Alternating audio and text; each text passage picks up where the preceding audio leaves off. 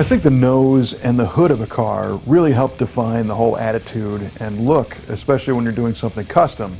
And in this case, on the Loose Change 1969 Camaro, we knew we were going to have a very trick custom grille treatment that kind of echoed the new ZL1 Camaro. However, the original design rendering done by Dan Steinhauser had a stock 69 SS Camaro hood on it with, what they call the ice cube tray scoops.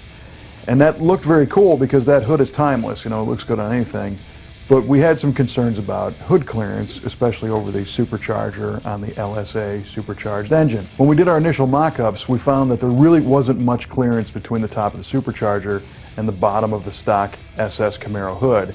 So we started to kind of figure, maybe we needed to do a cowl induction hood, which added a couple inches of clearance. But the cowl induction hood was kind of more of an older school look, and we had this modern nose. So we called upon Dan to do a design revision that would incorporate the new style ZL1 scoop into an original style Camaro hood. And the plan was to take some dimensions off a new ZL1 and see if that new scoop would be appropriate on an old Camaro hood. I mean, we didn't know if it was going to be too tall or too wide. It looks like, at first glance on the new car, it looks kind of like an old cowl induction scoop. But in reality, it's a totally different shape. It's got more of a pie wedge shape to it. The sides are curved. So we weren't quite sure if it would look okay. The other consideration is that the new car has a carbon fiber insert with some functional heat extractors. And we thought that would be a very cool element to incorporate in the old car. But again, was it going to look right? So Dan did a bunch of renderings that compared the new hood, the old hood. He overlaid the new scoop with the old hood. And we started to think that we could probably make this work from a visual standpoint.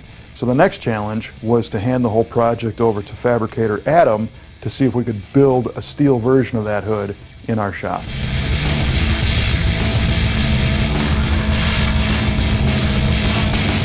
Well, we started by getting the carbon fiber insert. Once we got the carbon fiber insert, we kind of laid it over the top of the hood to see where it was going to sit, forward, backward, in the hood, because we wanted it to be functional too. We wanted it to actually pull heat out of the engine bay and, do what it was designed to do.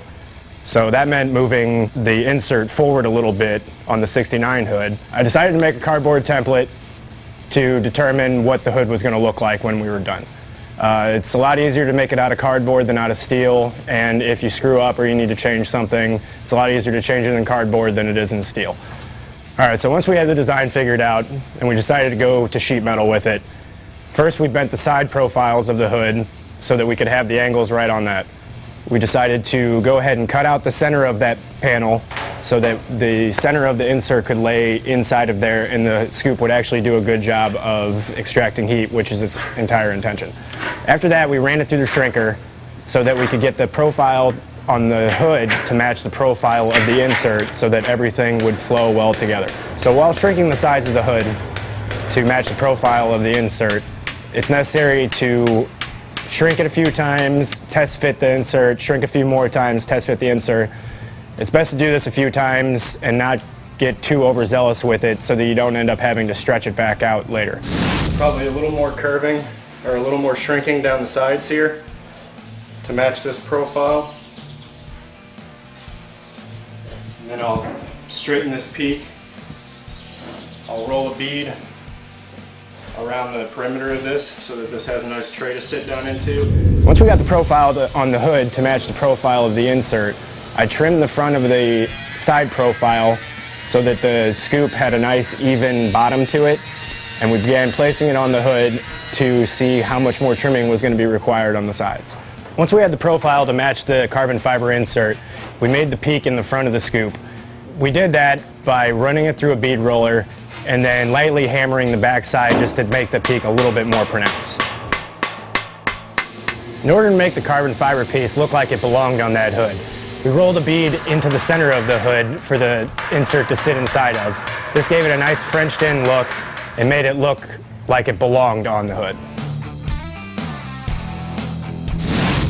So once we were happy with how the scoop fit on the hood, we cut out the existing cowl that was on the hood to make room for the new scoop.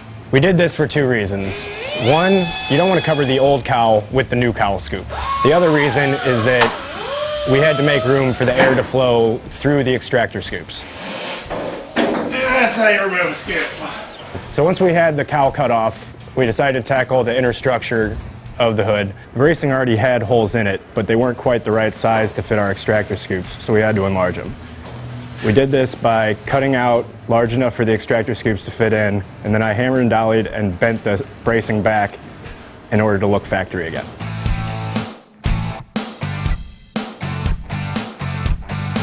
Now the engine itself had no problem fitting under the hood, but once you added the ZL1 engine cover, it got really tight and we were afraid that under acceleration or under just the normal vibrations of the engine that it would hit the underside of the hood. So we decided to give more clearance by cutting out a lot of the structure and repositioning it so that we had plenty of free space around the engine.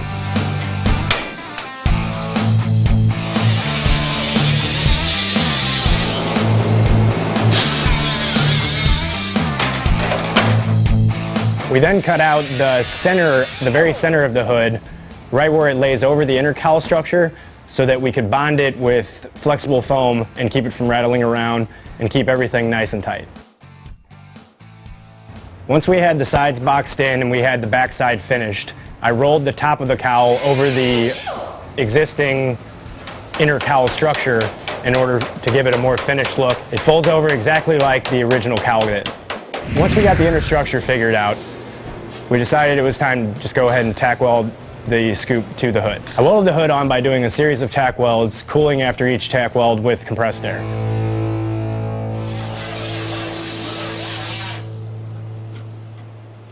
There was another very subtle design challenge, and that is the new car doesn't have a peak going down the center of the hood and in the valance panel. So Adam had the task of kind of making that work also with the original car and cutting the peak out and making it all not quite pancake flat, but much more subtle like the new car is.